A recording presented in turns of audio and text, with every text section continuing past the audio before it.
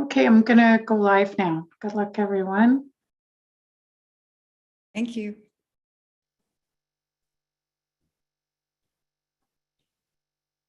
Welcome to everyone tuning in. We're just going to wait for the audience to fill in for a few minutes.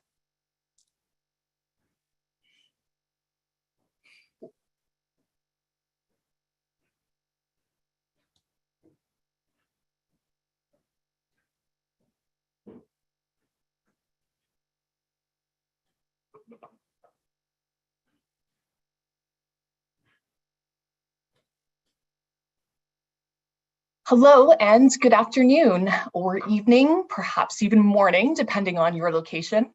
So welcome to everyone gathered here today. My name is Jody Luchuk and I'm an acquisitions editor here at University of Toronto Press. I'd like to warmly welcome you to the launch of Simply Institutional Ethnography, Creating a Sociology for People, which is, of course, the new book by IE pioneers Dorothy Smith and the late Alison Griffith. It's also the launch of UTP's new series, Institutional Ethnography, Studies in the Social Organization of Knowledge, which we're thrilled to inaugurate with these two legendary scholars.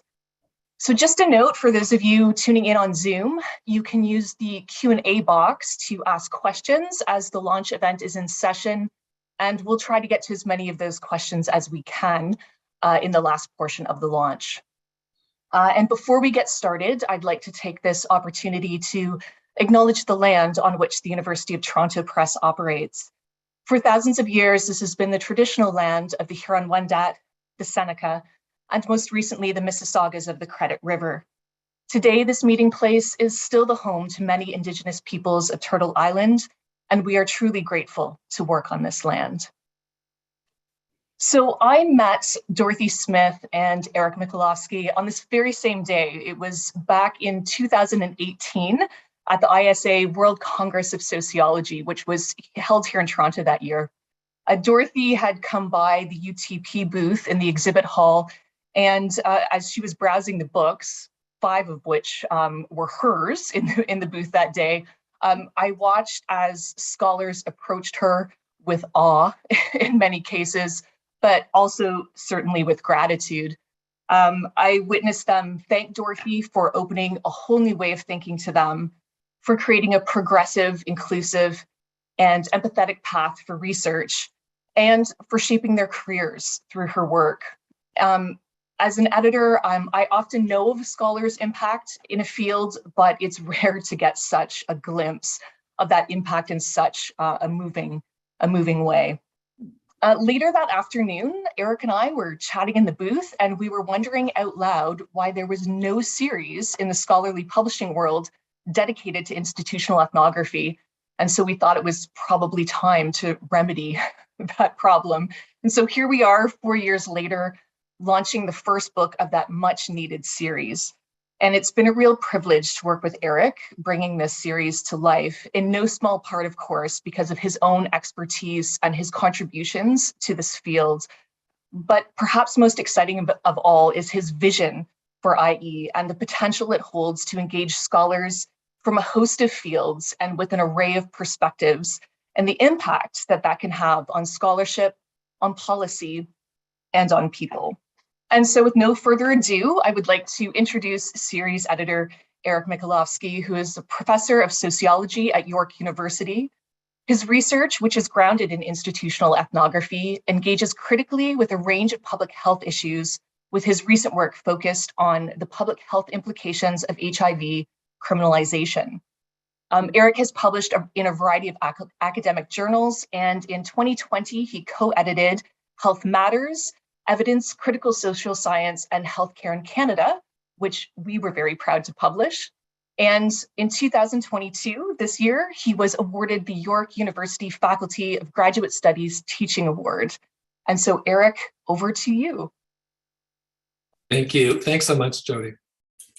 I am just delighted to welcome all of you today to this book launch of Simply Institutional Ethnography, Creating a Sociology for People, written by Dorothy Smith and Alison Griffith. It is, as Jody mentioned, the first book to be published in the new University of Toronto Press book series, Institutional Ethnography Studies in the Social Organization of Knowledge. And that series is the first to curate book manuscripts that showcase research excellence and innovation in the field of institutional ethnography. We have a number of book projects that are in various stages of consideration that we hope will be housed within the series, and we are actively considering book proposals. So if you feel you have a book that you'd like to see published in the series, please be in touch with me. So my role today is to introduce the co-authors of Simply Institutional Ethnography, as well as our international panel of speakers. And I'll also be moderating a Q&A session, which will be the end of our time together today. So Simply Institutional Ethnography is a book about doing institutional ethnography that expresses the dialogue that Alison and Dorothy created about IE through their ongoing conversations with one another over the course of their many years of research collaboration and friendship, as well as through their conversations with their many graduate students and with the work of other institutional ethnographers. Let me introduce both of the co-authors. Alison Griffith was a professor and for some time associate dean in the Faculty of Education at York University, who sadly passed away in 2019. She was a co-editor of Under New Public Management, Institutional Ethnographies of Changing Frontline Work, also published by the University of Toronto Press, and co-author with Dorothy Smith of Mothering for Schooling.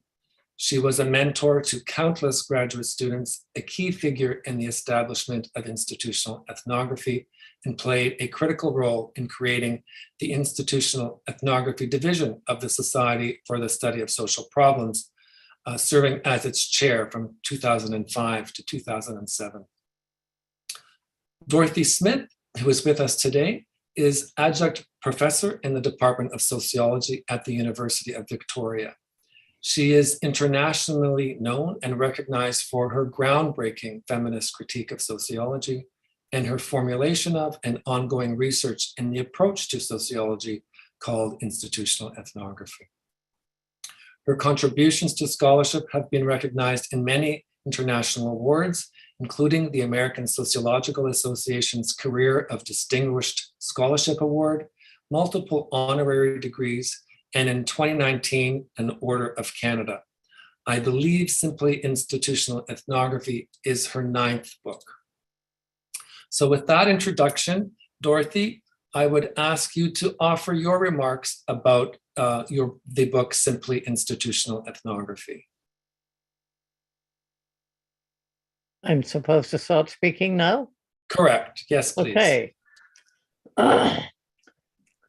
It was rather an astonishing surprise and delight that this book would arrive at the moment when the new division that the University of Toronto Press has created for institutional ethnography, that Eric had just established it with them, and it had not been planned for that purpose, but it's kind of neat that it should happen that way.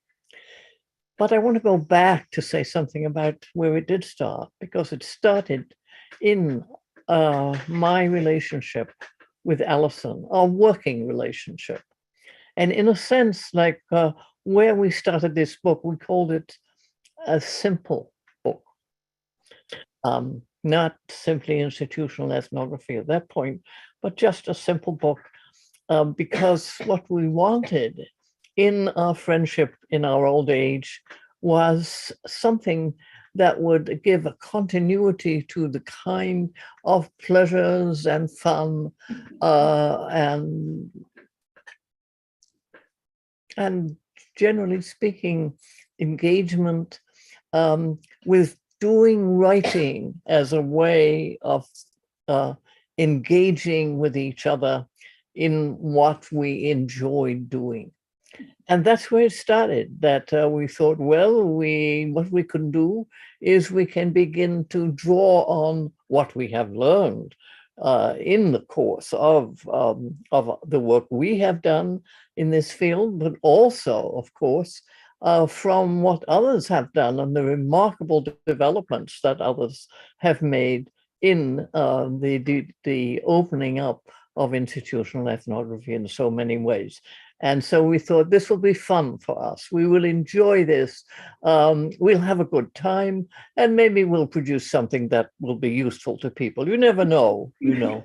But we didn't feel, of course, because we were both getting on in age, we didn't feel that we had to do things anymore that were professionally needed, that were needed in some sense to establish and give sort of respectable continuity to our status as professionals.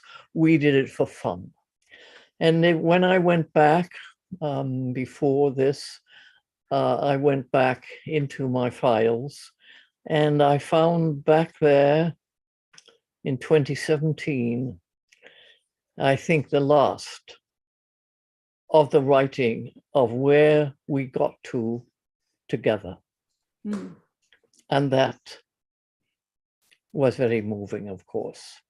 Alison was able to continue beyond that, but she was not able to give great consistency or even really to do writing because of the kinds of pain that she was experiencing in her cancer, and also because of the effects of the painkillers she was taking on her ability to sort of think and develop. So although she went on for quite a while making comments on what I wrote and developed, because that's what became my job, as it were. But at the same time, her participation necessarily dwindled. But at the same time, it was exciting to work on, because I had made contacts, and Susan and Alison had made contacts, and we had, with the work that people had been doing that has been so creative, where people have developed wholly state-of-fact. Well, Susan Turner, for example, work that has developed a whole kind of method of mapping the everyday of people's work organization that hooks it into the kind of textual organization that is in some sense a kind of major discovery of institutional ethnography. And when I was teaching still at the University of Victoria and teaching kind of, what you might call basic institutional ethnography, one of the things that I would start with was talking about because I wanted to get away from the notion that institutional ethnography was a feminist methodology. No. This was actually a radical transformation of sociology. And as an example, what I would use and enjoy was talking about Jane Goodall's work in studying the chimpanzees in Kenya. And one of the things that you could see was this kind of extraordinary observational work that could begin to make visible all kinds of aspects of the ways in which the chimpanzees put their world together, not just their society, they were putting together their worlds. And so you could say, well, institutional ethnography is doing ethology in a similar kind of way. But there is something that it hits that is not there for chimpanzees. Chimpanzees don't find that there is this extraordinary aspect of how they are being related, how they coordinate, how they know their world, that comes from somewhere outside, that is not among them. This is the text, the world of texts that enters into and organizes the everyday of our worlds. And this is in some sense the major discovery of institutional ethnography, because it doesn't throw out the notion of the text as something that is interpretation, is whatever you may want to ever. And of course, there are wonderful and fascinating studies of the textual world. But the institutional ethnography is the discovery that it enters into and organizes the everyday. And this discovery that we can begin in the actualities of people's lives and at the same time be discovering and uncovering and opening up whole aspects of relations that go beyond what any small number of human primates in some mild, small place where they come together and do things together. Our world goes beyond that and goes beyond that in ways that institutional ethnography, in some sense, aims to discover, to uncover, to make visible, and to make visible possibilities of change that go beyond what can be imagined in the ordinary situations of our lives. So there you are. Have at it. Thank you so much, Dorothy. Thank you very much. So we'll turn now, I will briefly introduce our panelists, and they will be offering their comments on simply institutional ethnography. So we have 4 speakers joining us today from various parts of the world. First is Marge DeVault, who is Professor Emerita of Sociology at Syracuse University. She's the author of the feminist classic, Feeding the Family, the Social Organization of Caring as Gendered Work, as well as the author of Liberating Method, Feminism and Social Research, and editor of People at Work, Life, Power, and Social Inclusion. We also have joining us today Susan Turner, who is a sociologist who has played a key role in developing graphical mapping and other research strategies for treating texts and discourses in action. She's led a number of institutional ethnography workshops with Dorothy and provided training and assistance to groups in diverse settings with the goal of assisting them in making change. We're also joined today by Adriana Suarez, who is a research associate in human geography at the School of Geographical Sciences at the University of Bristol. She is a social environmental researcher whose work seeks to identify, address, and challenge the marginalization of rural and indigenous groups, primarily in Chile, from dominant natural resource management arrangements. And finally, we have joining us Frank Wang, who is the co-president of the Institutional Ethnography Working Group of the International Sociological Association, and a professor in the Graduate Institute of Social Work at the National Chengchi University in Taiwan. In his recent research, he uses institutional ethnography to explore elder care in indigenous communities and to ground his political activism in support of self-determination for indigenous peoples in Taiwan. So please join me in welcoming the panel. We'll begin with Marge DeVault. Well, thank you, Eric, and thank you, Dorothy.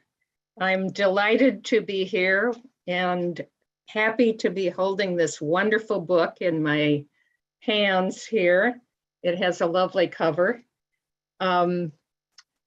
This book does have 2 authors, and we've heard from Dorothy. I'm sorry that we're not able to hear from Allison, but I thought I would start by talking a bit about the Dorothy and Allison partnership. These 2 women working together have been a real powerhouse of research and community building. In the early thinking days, they talked together about their own experiences as single mothers, trying to work out how it was that moms like them encountered such problems. I know that the thinking they did together was critical to the sociology for women that Dorothy outlined in The Everyday World as Problematic, her early book. Later, Dorothy and Allison conducted and supervised research on the public sector and work in education, healthcare, and social work. They were both extremely generous supervisors and mentors, but I have to say, I don't think that activity was entirely altruistic. Dorothy talked about having fun writing, and I know that they were both fascinated by what they learned from students and other scholars. They noticed in the research that people were doing that the public sector was changing, and they organized groups of IE scholars to investigate different pieces of those changes. Allison was especially adept at that kind of organization. I showed up at one conference ready for something like a keynote address, and instead she said, "Okay, get with your groups and go to work." We did, and then we had something important to talk about for the rest of the weekend. It worked. I know that a simple book on IE was something that Dorothy and Allison talked about for years, and I see it as an extension of their teaching and mentoring. They wanted to lay out this approach so that people could easily pick it up, get excited, and run with it. And I think they've done that. Of course, I'm tempted to joke just a bit here about a simple explication of institutional ethnography. Some of us have been reading for years, and it hasn't always seemed so very simple. But I really have come to think that IE is simpler than I used to think. It's simple and it's profound, and it takes us places that are sometimes surprising and that always help us to see more. I'm a sociologist, and institutional ethnography arose in the academic field of sociology as a reaction to some of the problems and limitations of that field. But more simply, institutional ethnography is a way of exploring and learning about circumstances that puzzle people, that cause problems. One really doesn't need to know anything about sociology to appreciate and use the principles and practices of institutional ethnography. In fact, I've noticed that practitioners in many fields take to IE right away, and especially in fields that I think of as text heavy, where records often rule and where the work of record keeping is time consuming, sometimes maddening, and often has unintended effects. There are plenty of examples discussed in this book that display that range. So I'll just conclude by saying this book offers us what it advertises. It is simply an account of institutional ethnography. I've said that the book is straightforward and conversational, and I want to encourage people to read it in a straightforward spirit, as if you're sitting in a conference room chatting with Dorothy Smith and Allison Griffith. You can't go wrong doing that. Thank you so much, Marge. Our next panelist to speak is Susan Turner. And Susan, you're going to need to unmute yourself. Thanks, Eric. I'm delighted to participate in the launch of this series and this book. University of Toronto Press has published IE from the start, tracing its development. In 1987, in The Everyday World is Problematic, institutional ethnography was a research strategy chapter. In 1995, Knowledge, Experience, and Ruling Relations was the first collection of students' work trying out strategies at that time, and the launch was at OISE. Simply IE is different from the other books. Its focus is how IE's distinctive practice proceeds, how to think and do it.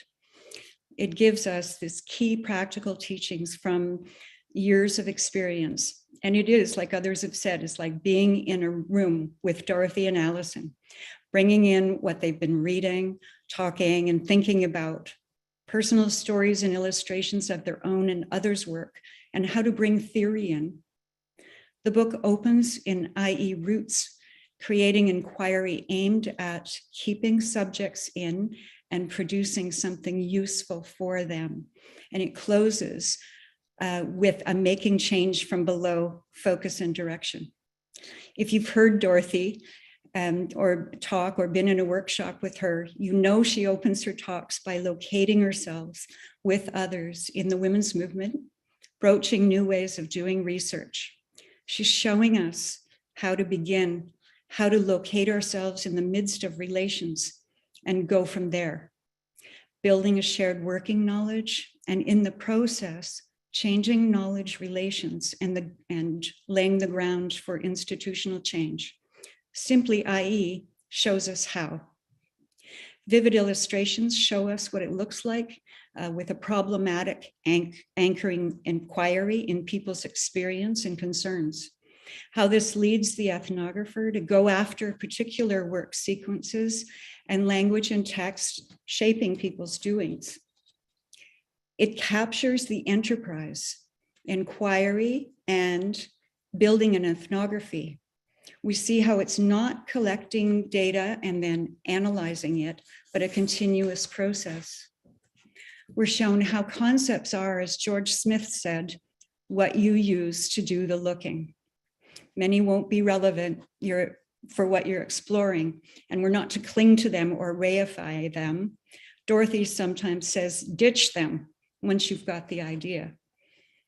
We see how the concepts discourse, work, and text have directed ethnographers' attention to talk, writing, reading going on, how the concepts ideological circles, institutional circuits, and institutional texts direct attention to particular forms of work sequences. Two aspects newly highlighted in my experience are key in this book. First, the invitation.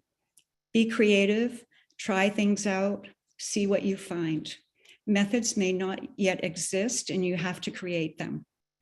Second, being a learner, discovering the power of people's multi-layered knowledges as a resource. My Six Nations colleague, Julia, says, Susan, listen to our expert knowledge.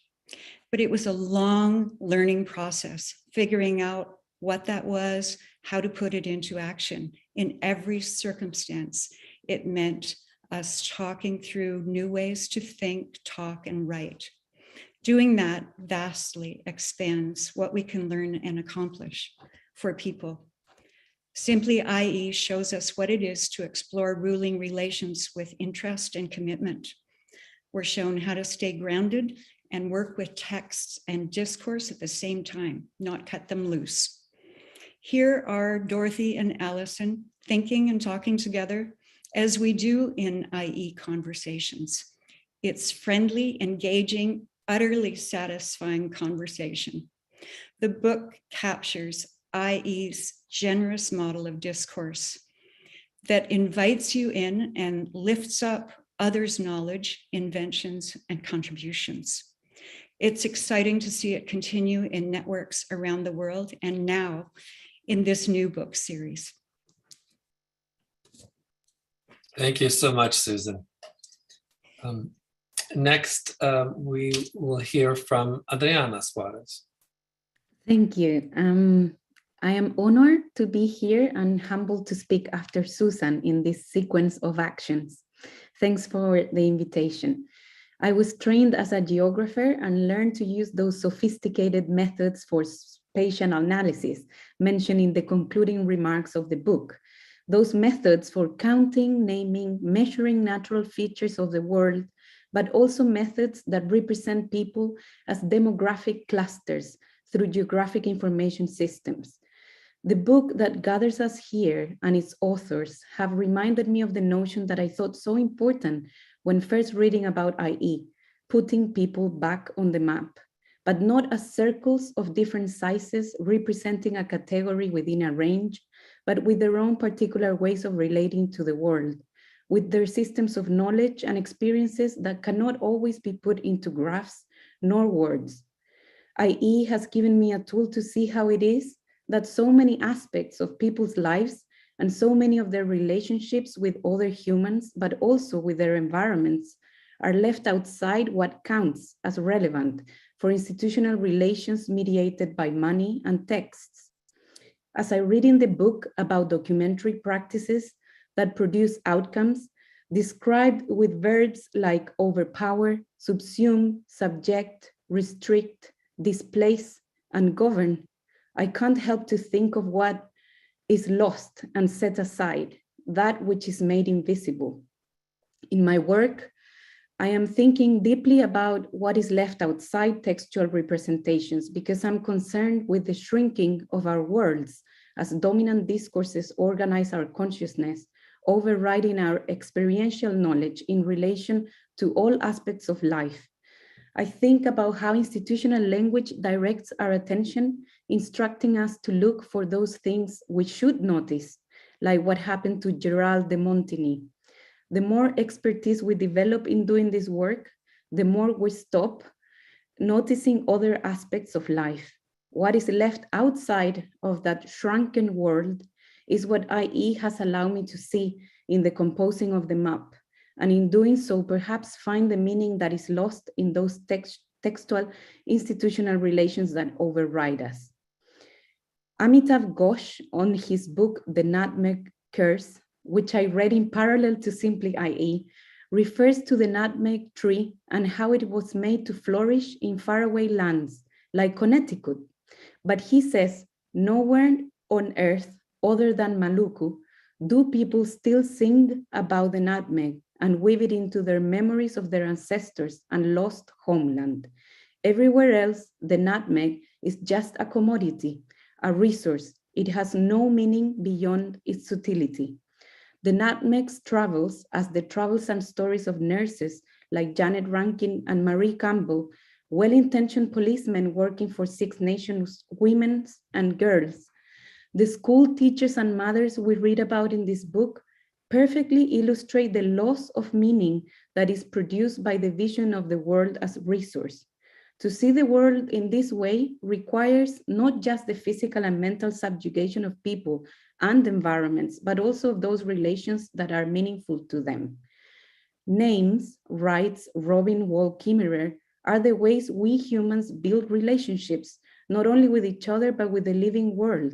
The renaming and categorization of plants, for example, created the scaffolding of what is now the dominant mode of relating to the living world. Through these processes of renaming, all things were made comparable so that they could be turned into useful resources. So in my work, I try to see the ways in which different forms of knowing need not exclude each other. In times of planetary crisis, we need all those systems of knowledge so that they can complement each other. Climate change is a vast phenomenon, yet more often than not, is represented as being determined by economic factors. The voices and perspectives of those affected by it, farmers, fisherfolk, migrants, and so on, very rarely figure in that discussion. In these relations, even the most sensitive of scientists are prevented by the conventions of their disciplines from seeing their objects of study as protagonists in their own right. To me, Simply IE reminds me of the powerful tool we have been offered to see people as protagonists in their own right, and a tool to look for what is missing when we inscribe ourselves within textual practices, and how we can try to put that which is missing back into the map. Thank you, Adriana. Our final panelist to speak today is Frank Wang, who comes to us from Taiwan, where I believe it's something like 5:30 a.m. So thank you to all of our panelists, but perhaps especially to Frank for being here so early in the morning. Thank you, Eric. When I was a graduate student at UT, and we always complain about reading Dorothy's work as too difficult to understand. And today, Simply IE kind of respond to our complaint that Dorothy finally write IE in simple English. So for those who really want to learn about IE, and I think you are lucky that when we read IE 28 years ago, it's almost like especially for non-English readers, it's almost you spend a lot of time trying to struggle. And as Dorothy said, they want to write a simple book on IE. And I'm wondering why this book is very different from the one that Dorothy wrote before. And I think when Dorothy wrote this book, the audience that she assumed are basically IEer, those who want to learn about IE. And when Dorothy wrote IE in the past, and I think she is like a warrior, and she is fighting for the legitimacy of IE. And she assumed that there are many sociologists who question why this approach is so different. And I think now Dorothy come to a stage that IE has a place in the academic world, that there are people, there is a community. And now it's more like this book is very caring for the readers, not a fighter against those who are hostile to IE. So the writing style of this book is more like a story rather than that you can follow, you can trace how the story evolved when Dorothy developed this methodology. And what is more surprising is Dorothy will do a summary at the end of each chapter and telling you what this chapter want to tell you, 1, 2, 3. And this kind of writing make it very easy to grasp what IE's key idea. And when I read this book, there is one story that touched me the most, is how Dorothy started developing IE is at a time that Canadian scholarship began to reflect the intellectual colonialism from the US, that Canadian sociologists need to find their own identity and find their own way. And for Dorothy, she wants to produce knowledge that is useful for social activists. And I found that puzzle, and is especially similar to my struggle. And when I came to Canada, 1994, 28 years ago, I was a social worker in Taiwan, and I have a very bad impression about scholars, because in Taiwan, those scholars, my impression is that they always tell me something that we knew already, and they never produce knowledge that is useful for our struggle. And they tend to tell a story in a very difficult way, but there is not much that is useful. So when I started to my PhD study, I was struggling what kind of scholar I want to become. And I have this anxious anxiety to become a scholar that doesn't produce knowledge that is useful for changing the world. And I think Dorothy's IE really provides me the way to integrate social activism and my role as a scholar.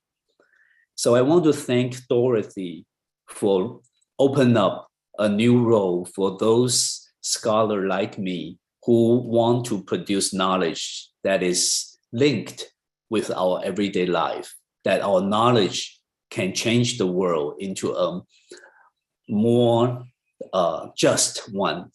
So Dorothy, I cannot thank you enough, but I still want to grasp every opportunity to say thank you very much for doing all this work. And I think I'm not the only one. There are many people like us. Thank you. Thank you, Frank. Thank you so much. Okay, so we're now at the time in our book launch where we will be sharing questions and answers from those who are in attendance. And we have our first question. So Dorothy, this question is to you. So Dorothy, what 2 or 3 things truly set institutional ethnography apart from other approaches to sociology? Shall I repeat that? Well, first of all, it is not a qualitative method as such. That's not, it is a sociology. And it begins in this making this radical move, which is to return to the actualities as people experience them and as they know them and as they understand them in whatever ways they do. And so, and it's concerned with how people coordinate. That is when the notion of social is made something that is relevant to the shaping of the direction of inquiry or interest. It contains this notion that you're not looking at what people do in isolation, as it were, or you do not isolate what they do socially, which actually a lot of qualitative methods in sociology do tend to do, that it actually is always concerned with the ways in which people coordinate what they are doing. And one of the things that happened to me recently was I found a folder which originated, I know, in a course that Tomatsu Shibutani gave on George Herbert Mead. But this is an account of Mead's thinking, which reminds me of how deeply his work, I suppose, had entered into my own thinking because of the notion of language as fundamentally social, as something that actually is a process of coordinating how people can think, if you like, how they can see, how they can register, how they can respond, how they can do things with people. And that, at the moment, for me, is one of the most kind of fascinating directions I would love to go in if I had time, which is unlikely. But I think that kind of understanding of the social as always in institutional ethnography, that we are always not just isolating people and what they do. We are always discovering how what they are doing is coordinated with others in whatever ways that coordinating is actually done or brought about. Does that make sense? Yes. Thanks, Dorothy. We have another question. This one is from Rashmi Karnajani. I think I'm going to pose this to any member of the panel who might wish to respond, as well as Dorothy. So here, I will read the question out. The pushback from supervisors and committee members who are not institutional ethnographers is that institutional ethnography is mired in dogma. How do you recommend early career researchers respond to this? So I'm wondering whether, maybe we could just start with Marge, and what do you have any thoughts on this question? Well, I do. I don't have an answer because I think academics often think that other people are talking dogma, and they're not. It's kind of built into our work. But what I recommend is that people get clear about the basic tenets of institutional ethnography, the basic commitments, and just keep explaining those to people. I know that it's difficult, especially for graduate students. There's a reference to supervisors there. Find other people who are interested in the things you're interested in. Build support groups. I think that it's possible to talk about institutional ethnography as a simple approach that brings people back, that puts things together. I mean, I'm thinking of the way that Adriana talked about what's left out of other methods. And I would just encourage people to keep emphasizing those core ideas. Thanks, Margie. Easier than it sounds, perhaps. I mean, harder than it sounds, perhaps. Adriana, you had your hand up. I'm wondering whether you wanted to speak to this question. Okay. Yeah, I feel very identified with the question about supervisors because I started my PhD in the School of Law, and then my project changed because I was going to look at policy. But then after going to an IE workshop in Canada, I realized that my project, I wanted to look at it from the bottom up. And that meant I had to change supervisors, schools, and even faculties.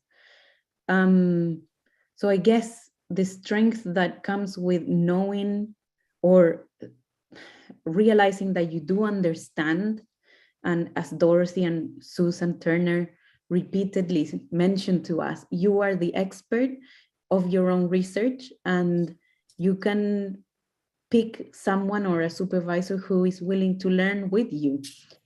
And I think that's where the potential comes for discovery. When someone believes in your work, believes in you, and that you're going to work hard to get this done. But also, I guess, looking for a community of IEers for me was really important. So in that sense, joining other IEers that were trying to apply this sociology to their own research was fundamental, and attending conferences and trying to talk to people who were in the same boat. But that's the beauty of this IE discourse as well, that even if we come from such different disciplines, it's truly amazing how it can draw together. So like, you know, it's a truly interdisciplinary research, what we do. And you can talk to people who look at different topics and still learn from them and from IE. Thanks, Adriana. Maybe we can turn to another question. There's a number that have come forward, and I don't think we'll be able to get to them all, but let me try another question. Dorothy, this is a question for you. And it's from S. Crawley, and I'm sorry, I don't know the first name, but S. Crawley asks, in 1990, you wrote Femininity as Discourse, which addresses how women do identity work, often called femininity. Most institutional ethnographies take specific institutions like medicine or education as their focus. Can you speak a bit about how IE could be used to study identity work, similar to the way you do in that 1990 article?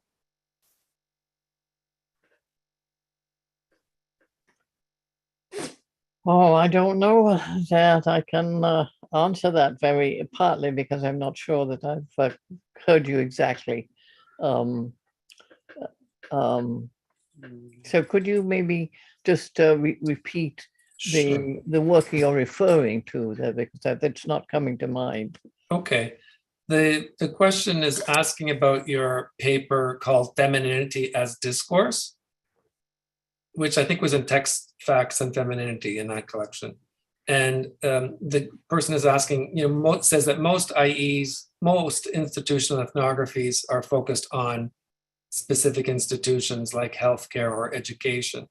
But can you talk a little bit about how IE can be used to study identity work in the way that you did in your article, Femininity as Discourse? That is the question. How IE can do identity work? Is that that might be used to study issues, study things like femininity, which the person posing the question has interpreted your early article, Femininity as Discourse, as exploring identity work.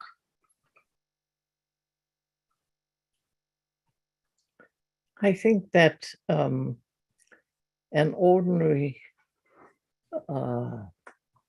sort of notion of a place to begin. What I've been hit with lately is a request to respond to a bunch of philosophers who want to talk about standpoint theory. And I don't find, I know that I've got a historical connection with that, but it's not a perspective that I have ever taken up. But what I have taken up is the notion that you can begin where people actually are in their experience. And there is this then the possibility of beginning to find how that way of becoming, if you like, is something that we can give shape to, if you like. But we can also discover how we are entered into various ways in which we do not control, that are giving us identity, if you like, giving us identity in the sense not only that we recognize it in ourselves, but also that others recognize us in ways that we may not feel ones that belong to us. And to some extent, for example, when with this, not with what we're doing today, but to some extent with the kinds of ways in which my work is beginning to be recognized, I feel that there is this construction of an identity that is actually in major ways disconnected from me. And the possibility, I think, of institutional ethnography opening up how those aspects of our worlds are organized. And when it comes to aspects of what goes on in schools, when it comes to issues for Indigenous people in Canada, when it comes to issues for what is happening in terms of racial issues, these are, I think, things that can be explored very concretely and opened up, not just as kind of issues of moral problems, which indeed, of course, they are both moral and political problems, but how they are the everyday organization of what is going on in people's lives, and that we need to begin to discover and open up these aspects of what you might call people's identities, if we are to make the kinds of changes that would actually make a difference. Now, I don't know whether that's an adequate response to the question, because I think with my hearing problem, I probably maybe distorted the question, but I hope that it in some ways was a response. Oh, I think it's a great response. Thank you so much, Dorothy. I think we have time for perhaps one more question, and I think I would pose this one of Frank and Susan. The question is basically asking about, and it's from one of our attendees, but it's anonymous, and it's basically asking about how IE research can be put into action. What examples do we have about how the ways in which IE research contributes to social change? The person talks about tweaking policies, but what other ways can IE work be put into action? So I'm wondering whether, Frank, I know that you've been doing a number of studies where you're engaging with IE in various forms of activism. Perhaps you could talk a little bit about that. And I know, Susan, that you've also done a number of projects that have had a real practical impact. So maybe we can talk a bit about that. So Frank, why don't you take it away? Okay. I think what IE has done for people who are involving in activist work is that it giving voice to those people who are at the front work. It put people at the center. And for the student that I'm working with, I found that they were silenced in academic work. They feel that they have to speak through theory.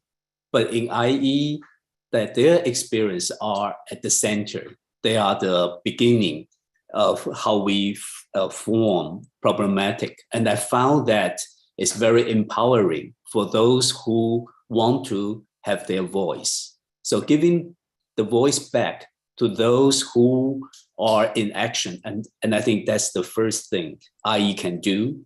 And secondly, what IE do is that pushing them move beyond their own experience and to know how their experience are socially organized. And those explorations are very concrete. So they can find their linkage, how their personal experience are embedded in with certain texts or certain law or regulations, that the linkage is always missing. And when you see that, then you can do something to change it. And I think IE is wonderful at that. Thanks, Frank. Thank you. Susan, do you have any other reflections to add? Just quickly then, my experience is having put IE to work in a whole range of places with municipal planning and land development, and working then and finding, how to work with developers, discovering that, what their constraints and work are, and changing how we enter into processes and changing activism itself, what that looks like by having conversations. So it's a matter of finding out in doing your work, in any of your forms of work, whether you're working on projects that, like I was with Six Nations, where we went after the funding and had, were funded by ministry, and we were finding the level of where we could be making change, what was crucial. So it varies, you might be looking at federal policy, you might be, what needs to be changed may be municipal processes or particular texts that work inside those processes. So finding, there are all kinds of ways to be not just tweaking, but things that have major consequences in terms of what happens for people and people's experience. For me, it's a matter of opening up to learning from a whole range of people who are engaged in the same area, in the same relations that you're concerned with, and where you see change needs to happen. Thanks so much, Susan. I think at this point, I'm gonna have to say that will be all we can do today in terms of our questions and answers. And I just want to thank all of our panelists again, Marge, Adriana, Frank, and Susan for joining us. And of course, a very special thank you to Dorothy, not only for writing Simply Institutional Ethnography with Alison, but thank you, Dorothy, for the ongoing inspiration that you give to so many of us. So thank you, thank you, thank you. So we'd like to thank you again for spending your time with us this afternoon to launch Simply Institutional Ethnography, as well as the new series. We, of course, appreciate your skillful moderation, Eric, and the contribution of all of the panelists. Thank you to all of you. Thank you to the audience for wonderful questions. It was a great discussion. And again, a special thank you to Dorothy for joining us, as well as all of you who today kept Alison part of the discussion. So if you don't have your own copy of the book yet, you can purchase it from our website, of course, and also from any of your favorite booksellers. So thank you again, everyone. Happy reading, and stay safe and healthy out there.